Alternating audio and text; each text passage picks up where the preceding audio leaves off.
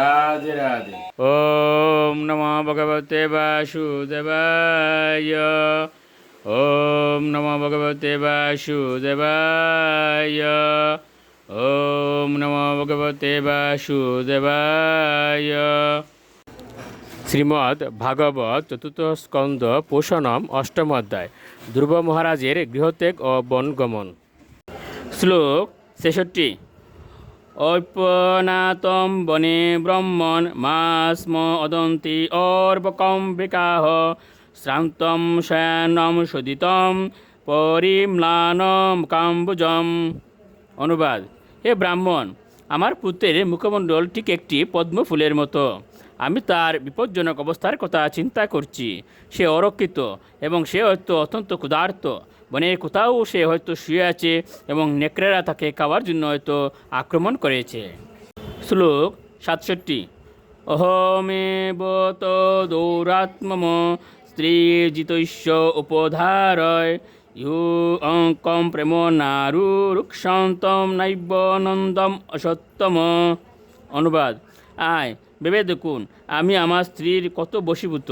আমার নিষ্ঠুরতার কথা একটু কল্পনা করুন। প্রেম বশে আমার সেই সুপুত্র আমার কুলে ওঠার চেষ্টা করেছিল, কিন্তু আমি তাকে আদর করিনি। এমনকি কণিকের জন্য আমি তাকে স্নেহ সম্ভাষণ করিনি। ভেবে দেখুন আমি কত নির্দয়। শ্লোক ৬৮।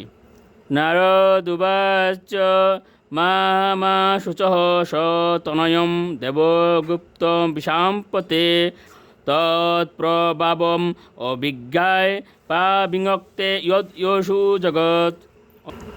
অনুবাদ: দেবর্ষি নারদ উত্তর দিলেন, হে রাজন, আপনি আপনার পুত্রের জন্য সুখ করবেন না। সে পরমেশ্বর ভগবান কর্তৃক পূর্ণরূপে রক্ষিত। আপনি যদিও তার প্রভাব সম্বন্ধে যথাযথভাবে অবগত নন, কিন্তু তার কীর্তি ইতিমধ্যে সারা জগৎ জুড়ে পরিব্যাপ্ত হয়েছে। শ্লোক ৬৯।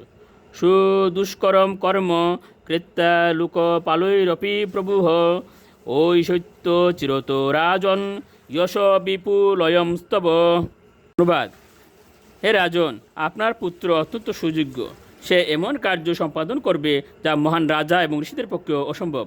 অচিরেই সে তার কার্য সম্পাদন করে গৃহে ফিরে আসবে। আপনি জেনে রাখুন যে সে সারা জগৎ জুড়ে আপনার যশও বিস্তার করবে। শ্লোক ৭০। মৈত্রেয় উবাচ ইতি দেবর্ষিণা প্রুক্তম বিশ্রুত জগতিপতিঃ রাজলক্ষ্মীম অনাদৃত্য পুত্রমেবান্ন চিন্তয়ৎ। অনুবাদ: মহর্ষি মৈত্রেয় বললেন, নারদ মুনির দ্বারা উপদিষ্ট হয়ে রাজা উত্তানপাদ তার বিশাল ঐশ্বর্যময় রাজ্যের সমস্ত কার্য পরিত্যাগ করে কেবল তার পুত্র ধ্রুবের কথা চিন্তা করতে লাগলেন। রাধে রাধে।